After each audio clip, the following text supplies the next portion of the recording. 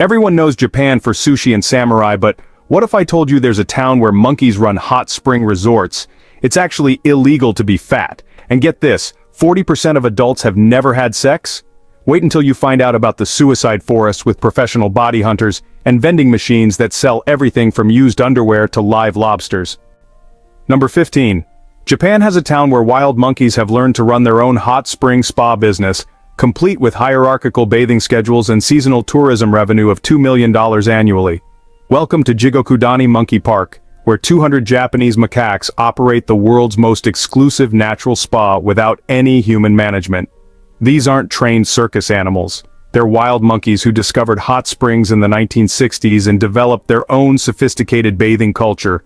You heard right, the alpha males bathe first during prime morning hours, followed by females with babies. Then juveniles get afternoon slots, creating a social schedule more organized than most human spas.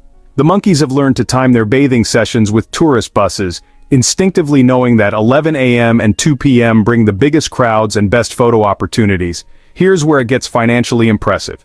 The park generates $2 million yearly from tourists paying $8 each to watch monkeys relax in hot water, making these primates Japan's most photogenic unpaid employees. The monkeys groom each other poolside, creating Instagram-worthy moments that attract 150,000 annual visitors, proving that monkey business can be serious business. Winter bathing sessions last 30 minutes per monkey, with some individuals spending 4 hours daily in thermal pools, making them more dedicated to spa culture than most humans.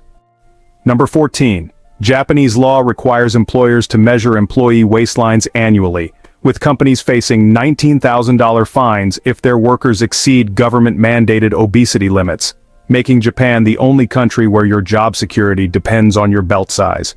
Think workplace wellness programs are voluntary?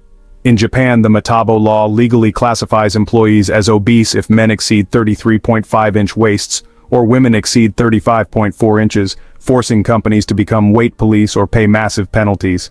Employers must conduct mandatory waist measurements every October, creating office scenes where HR departments literally tape measure their colleagues' midsections like tailors fitting suits. Here's the shocking part.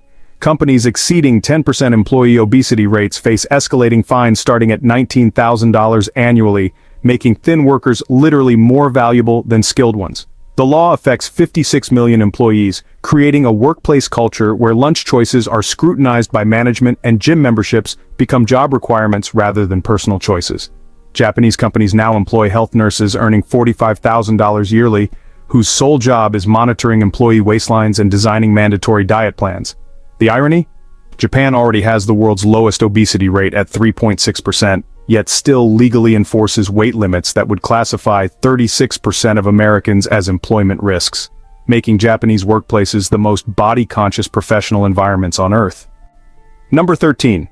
The Ainu people of northern Japan practice bear worship ceremonies that include raising orphan bear cubs as family members for 2 years, then ritually killing and eating them in festivals that cost $50,000 and feed entire villages. Sounds barbaric to Western sensibilities. But the Ainu Iomante ceremony represents one of the world's most complex spiritual relationships between humans and animals, where bears are considered divine messengers visiting Earth in animal form. Ainu families adopt orphaned bear cubs, feeding them salmon and berries while treating them as beloved children who sleep indoors, play with human kids, and receive daily affection for 24 months. The bears grow from 2-pound cubs to 400-pound adults, with families spending $200 monthly on specialized diets and building custom enclosures that cost more than most Japanese homes. Here's where it gets emotionally complex. The killing ceremony involves the entire community expressing gratitude and love while apologizing to the bear's spirit, believing they're helping the divine soul return to the spirit world with gifts and messages. The ritual costs $50,000 in food, sake, and ceremonial items, feeding over 500 people for 3 days while honoring both the bear sacrifice and the spiritual connection between humans and nature. Modern Ainu perform modified ceremonies using symbolic elements instead of actual killing, but elder practitioners maintain that sanitized versions lose essential spiritual meaning, creating generational conflicts about preserving authentic traditions versus adapting to contemporary ethical standards. Number 12. Japan operates 5.5 million vending machines, one for every 23 people, that sell everything from live crabs to used underwear, generating $60 billion annually and making vending machines more numerous than convenience stores. You won't believe the bizarre economy that Japan has built around automated retail, where vending machines have evolved into a parallel shopping universe that operates 24/7 without human interaction. These aren't just soda dispensers. Japanese vending machines sell hot meals, fresh eggs, potted plants, umbrellas, ties, and even live rhinoceros beetles for children's pets, creating the world's most diverse automated marketplace. Here's the mind-blowing scale. Vending machines generate more revenue than Japan's entire agriculture sector, with average machines earning $10,900 annually compared to $4,000 for American machines. The strangest categories include machines selling mystery boxes with random items worth $5 to $500, creating a gambling element that generates $2 billion yearly from people addicted to surprise purchases. Wait until you find out about the maintenance army. 300,000 people work full-time restocking, repairing, and cleaning vending machines, making vending machine maintenance a larger employment sector than Japan's fishing industry. Rural areas have vending machines selling local specialties like fresh corn, homemade miso, and regional sake, turning automated retail into cultural preservation tools that keep traditional crafts profitable without requiring human sellers. Number 11. Japanese office workers practice no communication, mandatory after-work drinking sessions that can last until 4 a.m. and cost employees $300 monthly, where refusing participation effectively ends career advancement regardless of job performance. Think leaving work at 5 p.m. is normal? Japanese corporate culture operates on the principle that real business relationships form over alcohol, making bar attendance more important for career success than actual work quality. No communication sessions follow strict hierarchical rules where junior employees must pour drinks for seniors, never let a superior's glass stay empty, and participate in group singing at karaoke bars until dawn. Here's where it gets financially punishing. Employees spend 15 to 20% of their salaries on mandatory social drinking, with senior managers expecting subordinates to match their alcohol consumption regardless of personal tolerance or religious beliefs. The ritual creates a shadow economy worth $40 billion annually, where izakaya pubs and karaoke chains profit from compulsory workplace socialization that many employees privately resent but cannot avoid. Refusal to participate marks workers as not team players, effectively blacklisting them from promotions, pay raises, and important project assignments, making alcohol tolerance a job requirement never listed in employment contracts. The system is so entrenched that companies budget $2,000 per employee annually for no-makai expenses, treating mandatory drinking as essential business infrastructure rather than optional social activity. Number 9. Japanese herbivore men, males who show no interest in sex, dating, or marriage, now represent 40% of single men aged 18 to 34, creating a demographic crisis where the government spends $28 million annually on matchmaking programs to encourage reproduction. Think Japan's declining birth rate is just statistics? Well, the reality is a sexual revolution in reverse, where an entire generation of Japanese men actively reject traditional masculine roles, preferring video games, anime, and solitary hobbies over relationships with real women.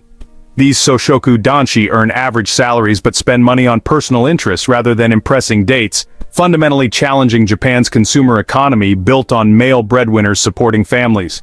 Here's where it gets economically alarming. Japan's government operates official dating agencies, sponsors speed dating events, and provides $3,000 marriage subsidies because private citizens have essentially opted out of reproduction, threatening the entire social security system.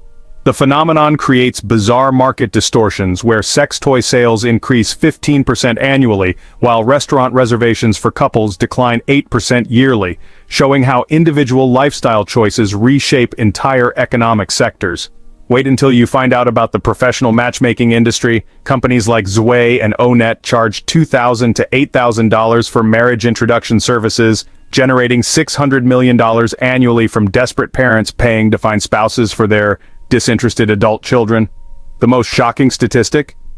64% of Japanese men aged 18 to 34 have no girlfriend and actively avoid dating apps, social events, and workplace romances, creating a voluntary celibacy movement larger than most countries' entire populations, making Japan the first society in human history where sexual disinterest threatens national survival. Number 8. Tokyo's subway system employs professional oshiya, human pushers earning $3,200 monthly, whose job is physically shoving passengers into trains during rush hour, handling 40 million daily commuters with 99.9% punctuality despite impossible overcrowding. Sounds like a joke, but Tokyo's morning rush hour requires literal human compression technology, where uniformed railway employees push commuters into train cars with the systematic efficiency of factory workers packing products into shipping containers.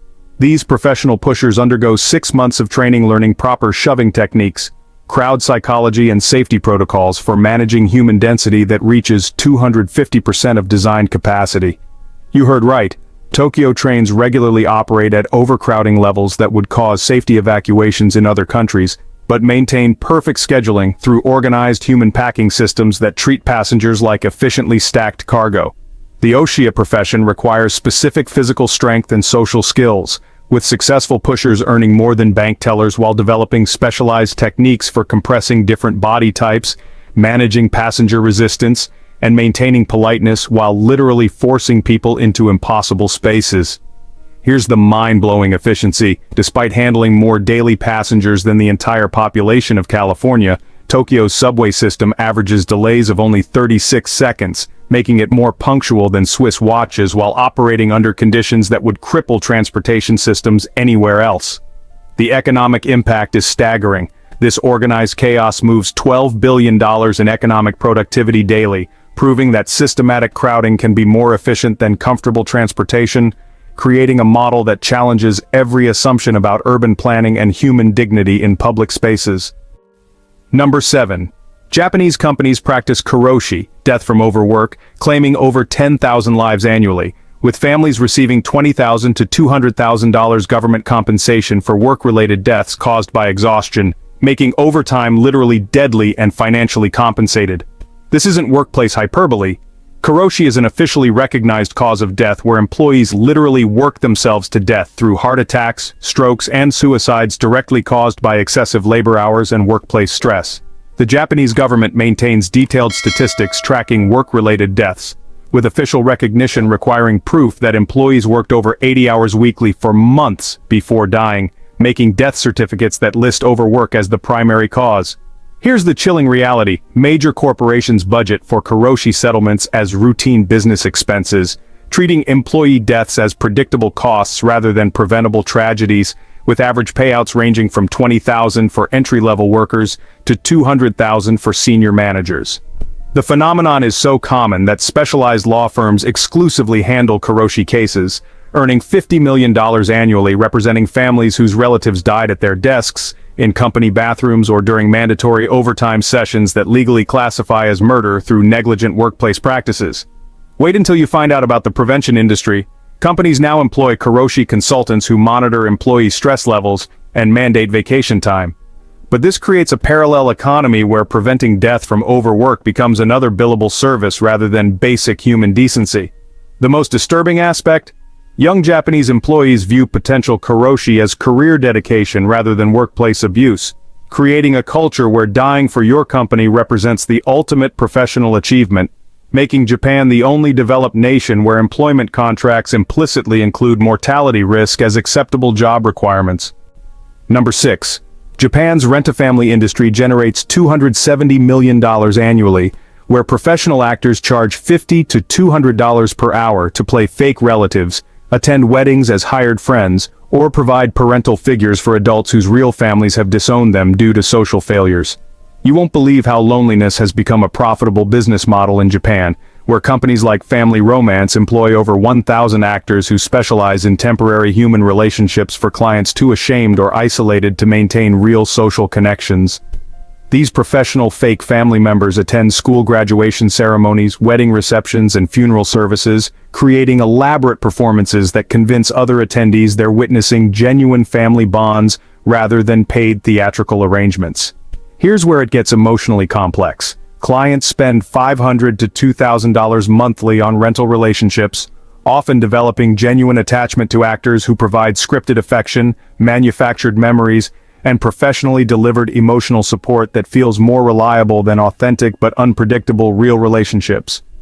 The industry serves multiple demographics, including divorced parents who rent fake children for social events, single adults who hire wedding guests to appear popular, and elderly people who pay for grandchildren actors to visit during holidays, creating artificial family structures that satisfy social expectations while generating substantial revenue. Wait until you find out about the specialization levels.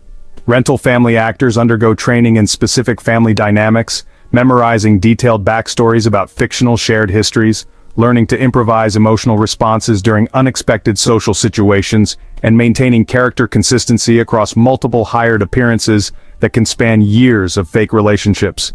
The most tragic element? Many clients prefer rental families to real ones because paid actors provide guaranteed kindness, reliability, and social performance without the emotional complications, disappointments, or obligations that characterize authentic human relationships, making Japan a society where loneliness is so profitable that solving it would damage the economy. Number 5. The Japanese language contains 15 different levels of politeness that determine social hierarchy, with using incorrect honorific forms punishable by social ostracism so severe that it can end careers, destroy marriages, and result in complete community banishment for linguistic violations that foreigners cannot detect. Think learning please and thank you covers Japanese politeness? The reality is a linguistic minefield where every sentence requires calculating the social status of your listener, your relationship history, the time of day, seasonal context, and regional customs before choosing from dozens of grammatical structures that can mean identical things but carry vastly different social implications. Japanese keigo, or honorific language, operates like a verbal caste system, where using casual language to a superior, formal language to an equal, or humble language incorrectly can instantly destroy decades-long relationships and professional reputations through microscopic social violations that native speakers detect but foreign learners cannot comprehend. Here's the shocking social enforcement. Japanese people will completely ignore, professionally sabotage, or socially exile individuals who consistently use inappropriate politeness levels, treating linguistic mistakes as character flaws that reveal fundamental unfitness for civilized society, making grammar errors literally career-ending mistakes. The complexity is staggering. The same sentence "please give me water" has 47 different correct versions depending on whether you're addressing your grandmother, boss, convenience store clerk, or a stranger on the street, with wrong choices instantly marking speakers as socially incompetent, disrespectful, or even mentally unstable. Wait until you find out about the generational warfare. Younger Japanese increasingly reject extreme honorific complexity, creating linguistic conflicts where traditional speakers consider simplified politeness as cultural destruction, while modernists view excessive formality as oppressive hierarchy, making language choice a political statement that divides families and workplaces along generational lines that threaten Japan's social cohesion. Number 4. Japan's adult diaper market generates $1.8 billion annually and outsells baby diapers 2-to-1, with 28% of the population over 65, creating a demographic crisis where more resources support elderly bathroom needs than child development, fundamentally inverting normal population economics. This isn't just aging statistics. Japan has become the first major economy where adult incontinence products represent a larger market than infant care, creating business models designed around demographic decline rather than population growth. The adult diaper industry employs 45,000 people in manufacturing, distribution, and specialized elderly care services, making geriatric bathroom assistants a larger employment sector than Japan's traditional manufacturing industries that built the country's economic miracle. Here's where it gets economically alarming. Nursing homes spend $800 monthly per resident on specialized incontinence products, while daycare centers spend $120 monthly per child on baby diapers, showing how resource allocation has shifted toward managing demographic decline rather than supporting future generation development. The technological innovation is remarkable. Japanese companies develop smart diapers with moisture sensors, odor-controlling materials, and dignity-preserving designs that cost $3 per unit compared to 30 cents for baby diapers, creating premium products for a market with guaranteed growth as the population ages. Wait until you find out about the social implications. Adult children spend $2,400 yearly on parent care products while spending $800 yearly on their own children's needs, creating intergenerational resource competition where elderly care financially overwhelms child rearing, making parenthood economically irrational compared to elder care obligations. The most sobering reality? This demographic inversion is permanent and accelerating, with adult diaper sales projected to triple within 20 years, while baby diaper sales continue declining, making Japan the preview of humanity's first sustained population contraction in modern history, where economic growth becomes impossible because consumer demand concentrates on end-of-life care rather than beginning-of-life investment. Number 3.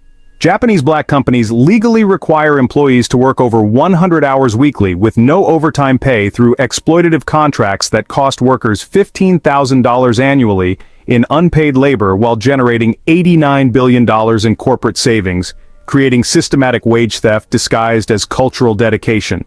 You heard right.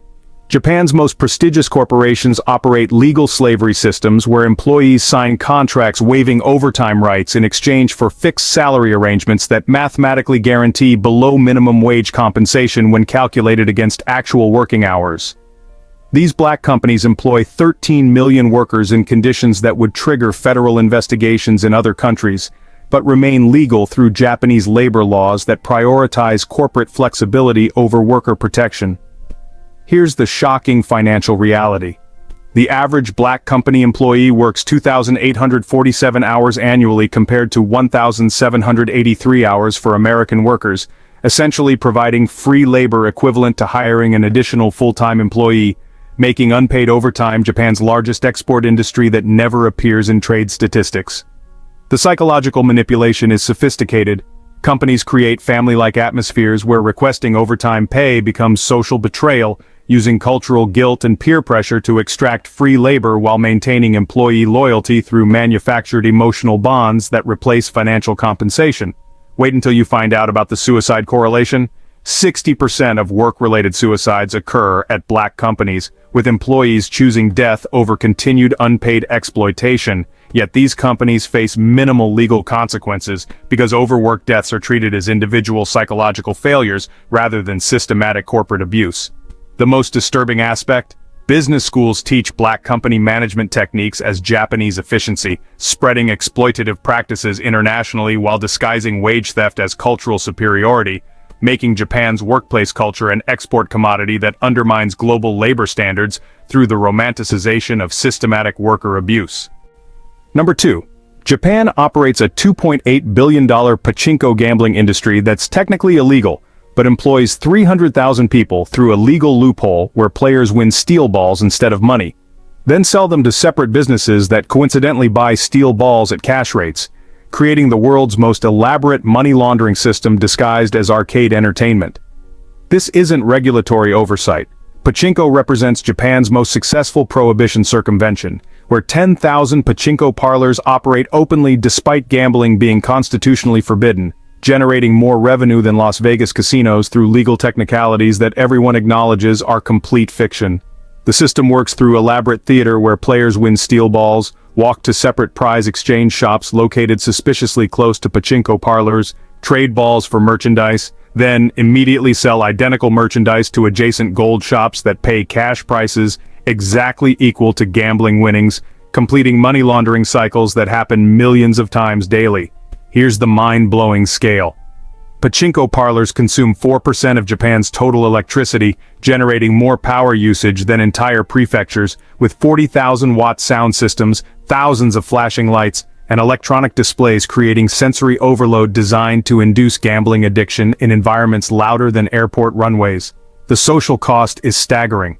Pachinko addiction affects 5.6 million Japanese adults who spend an average of $3,200 annually on what's officially classified as entertainment, but functions identically to casino gambling, creating debt cycles that destroy families while generating corporate profits through systematic wealth extraction from working-class communities. Wait until you find out about the political protection pachinko operators donate $50 million annually to political candidates who maintain the legal fiction that prevents gambling law enforcement, creating institutional corruption where elected officials knowingly facilitate illegal activity because tax revenue from entertainment exceeds moral obligations to enforce constitutional law. The ultimate irony? Japan simultaneously bans casino gambling while operating the world's largest gambling industry through semantic games that fool nobody but remain legally untouchable, making pachinko parlors temples to hypocrisy, where millions of citizens participate in openly illegal activity that generates billions in tax revenue, proving that sufficiently profitable crime becomes legal through collective willful ignorance. Japan's population is declining by 500,000 people annually. That's basically like losing a city the size of Miami every single year. The government is spending $26 billion on birth incentives, but honestly, those have failed completely. This has created a demographic death spiral where, unless current trends reverse immediately, the entire Japanese civilization will mathematically cease to exist within 400 years. Here's the apocalyptic truth about Japan's existential crisis. The country is experiencing the fastest peacetime population decline in human history. Births fell to 758,000 in 2023, while deaths reached 1.29 million.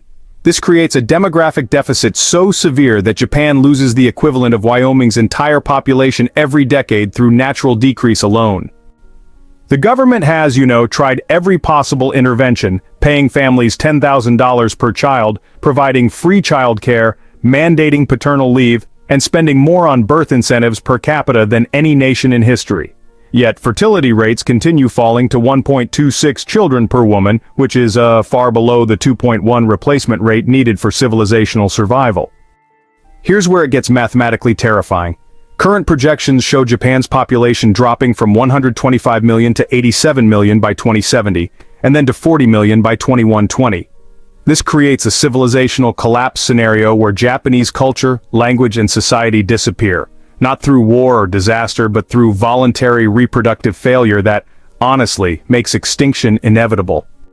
The economic implications are honestly beyond catastrophic. Japan already spends about 1/3 of its budget on elderly care, while only about 1/8 of the population actually pays taxes. This creates a demographic pyramid inversion, where each working adult is basically supporting 3 retirees. That makes economic growth mathematically impossible and government bankruptcy, well, pretty much inevitable. Wait until you find out about the cultural preservation crisis. Traditional crafts, regional dialects, and local festivals are disappearing as entire communities age out of existence, without any younger generations to maintain cultural knowledge. Japan is turning into sort of a living museum, where ancient traditions die with their elderly practitioners, while modern society is focused entirely on managing decline rather than encouraging renewal. The most haunting reality: Japan actually represents humanity's first voluntary civilizational suicide. Prosperity, education, and individual freedom have combined to create demographic conditions that, well, basically ensure cultural extinction. This makes Japan both a cautionary tale and an inevitable preview of developed world futures, where personal autonomy and social survival become mutually exclusive choices.